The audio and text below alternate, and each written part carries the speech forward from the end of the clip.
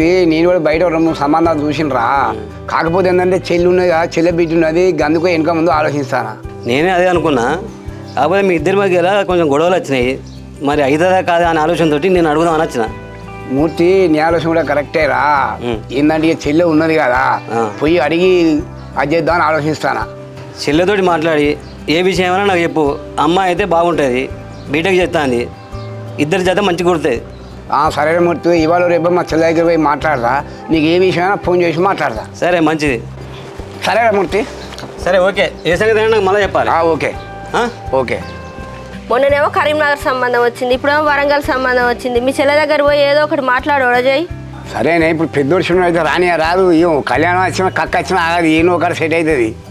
నువ్వనేది కూడా నిజమే, వానికి ఏడబాకుంటే ఆడవుతుంది. అరే పొద్దున్న నుంచి పొద్దుడు చిన్నోడు ఎటు పోయినావు, నువ్వు దారి లేరు మరి ఎటు పోయినావు.